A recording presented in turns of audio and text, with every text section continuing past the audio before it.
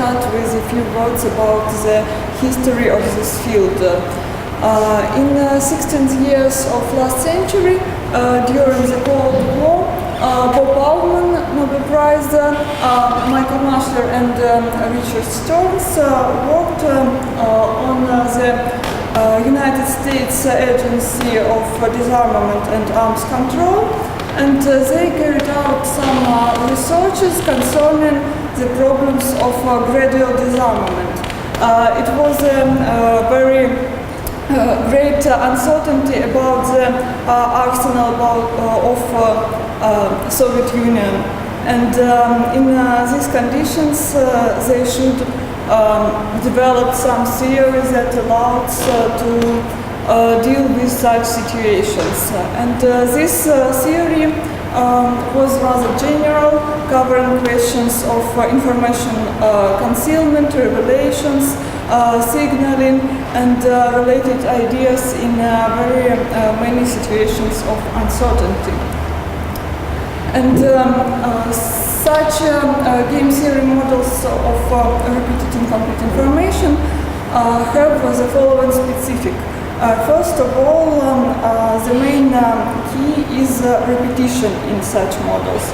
Repetition allows to exchange information between participants of such models. The other important feature is that each participant has to act at each period of interaction, but he will know the result only at the end of this interaction. Also, there is a private information in these models, in such kind of models. It may be private information about the future of processes or events, private information about the preferences of the opponents, or even about of his own preferences if they deal with some uncertainty.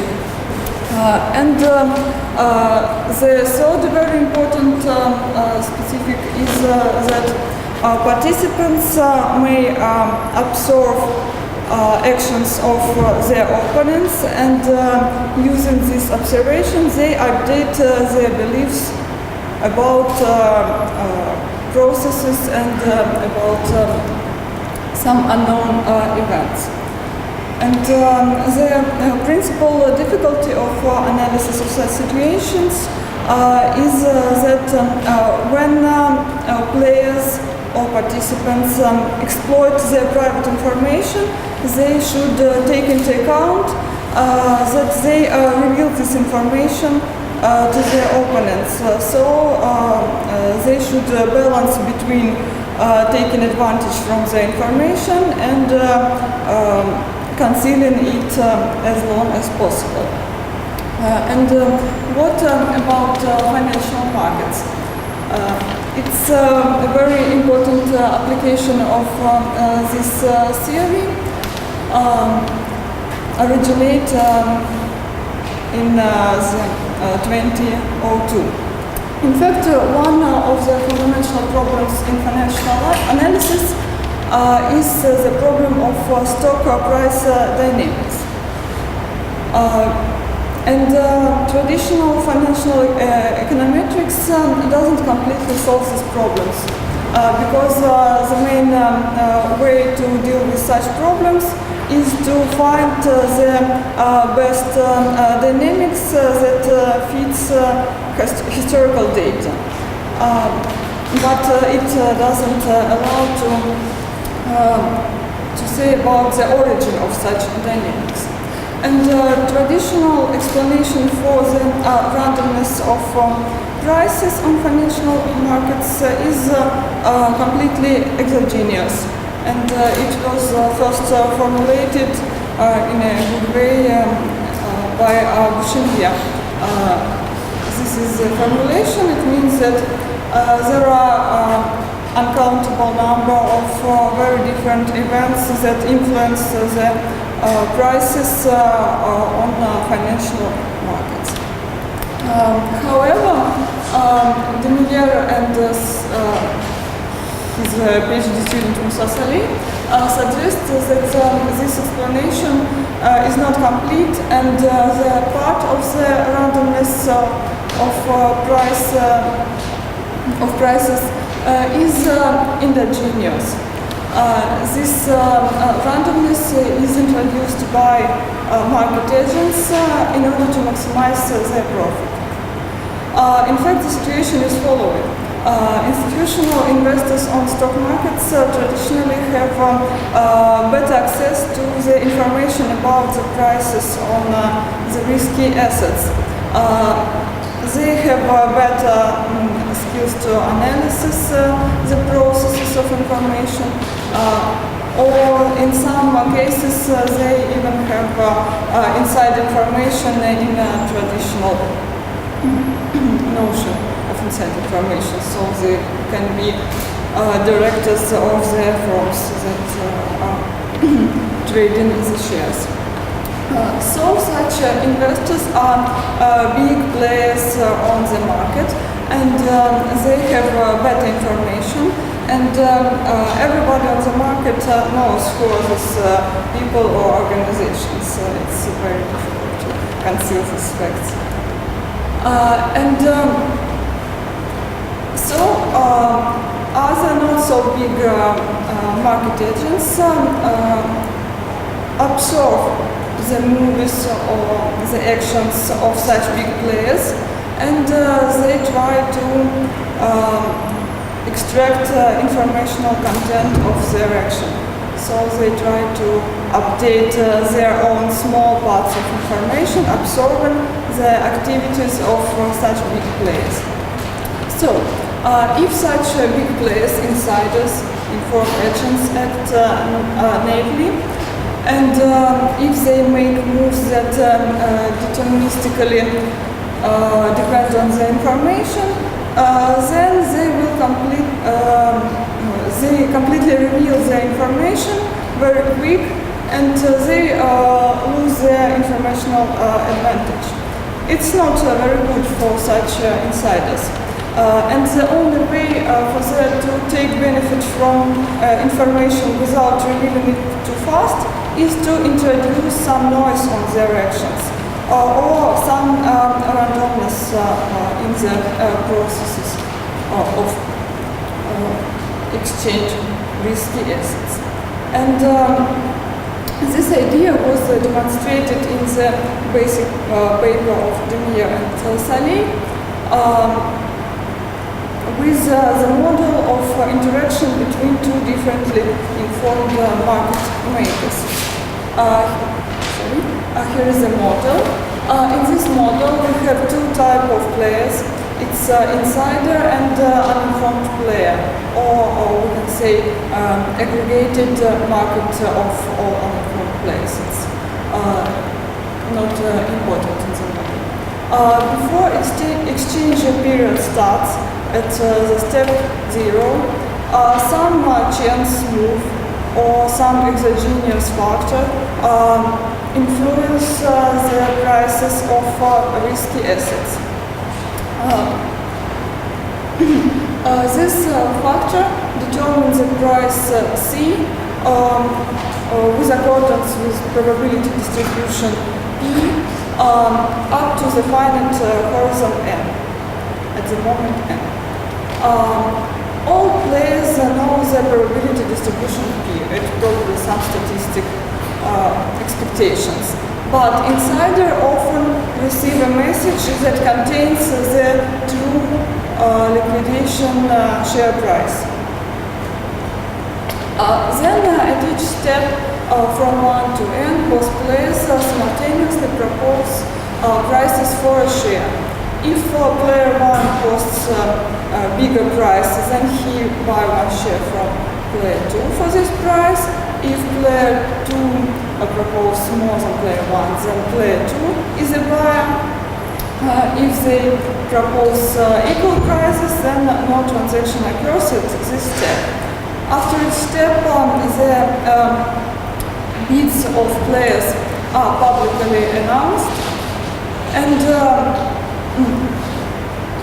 players remember the history of it, but they can't calculate the benefit because they don't know the true liquidation price of the share. Player 1 knows what he can, but an informed player can't. He can do it only at the moment n, after the moment n, the last moment of bidding.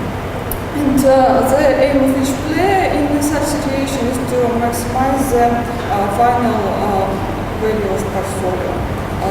We mean the money plus liquidation value of obtained shares.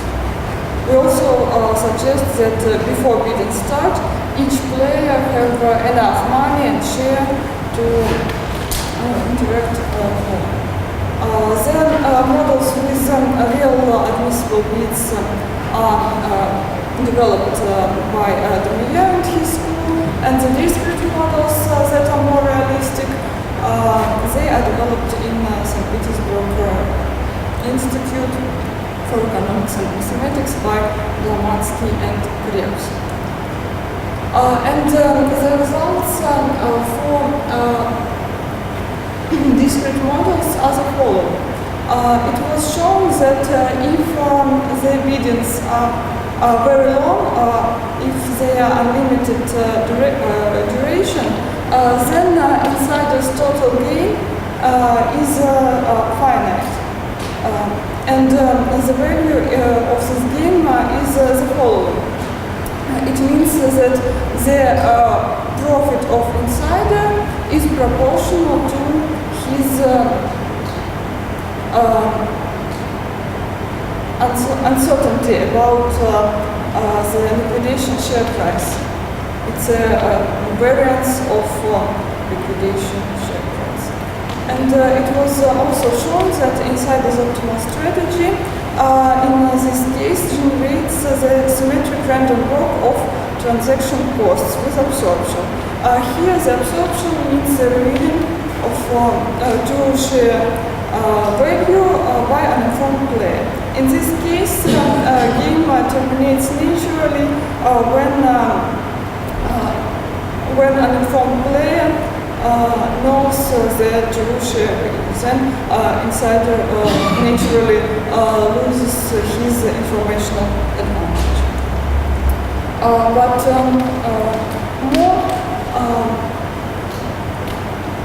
more natural model is a model in which players may propose different bid and ask prices for the share at each step of interaction.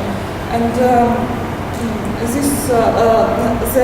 exchange mechanism is the same, but bid-ask spread is fixed by commitment with the stock agency and equal to the value. In this case, we obtain the upper bound for insider's gain in the case of infinitely long interaction.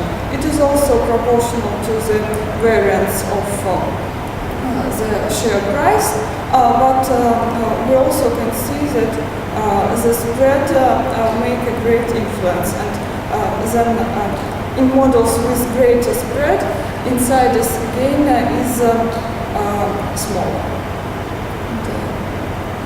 But the interesting effect of this game is that price dynamics generated by insider's optimal strategy is more complicated than a symmetric random walk of transactions cost. So we can't easily take that result and prolongate it to this case. The other interesting situation is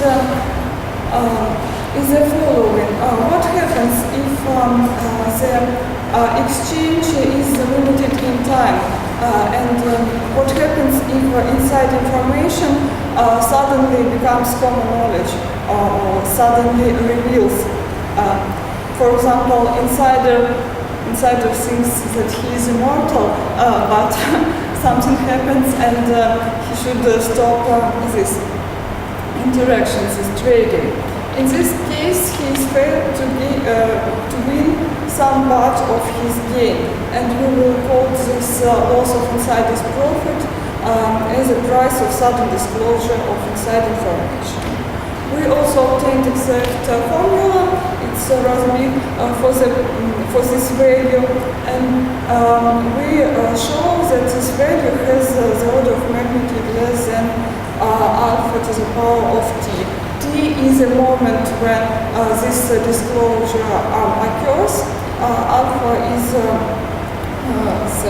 is less than 1.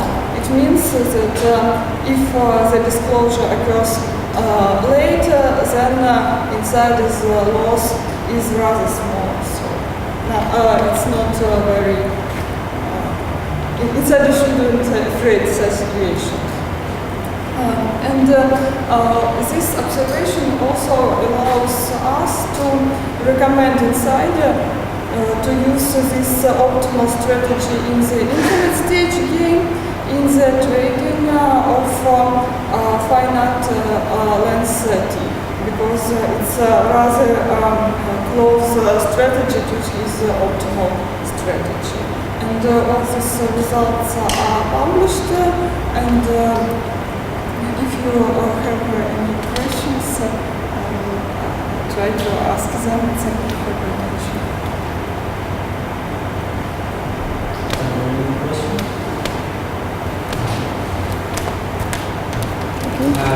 Do you try to do you calculate an optimal strategy in case of random stock? You show that if the random stock is inherent, not very, if probability of random stock is low, then infinite strategy is good. But what would happen if probability of random stock is high? How do it influence on the policy of the players? In fact, this result works with any moment of stopping, random stopping or some determined exogenous stopping, because this moment is not known to players, to insider. That's why we can say that this strategy works even in the case of sudden moment of stopping.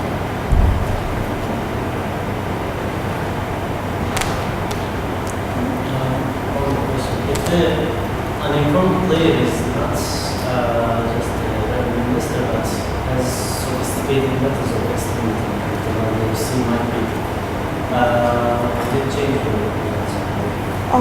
in fact,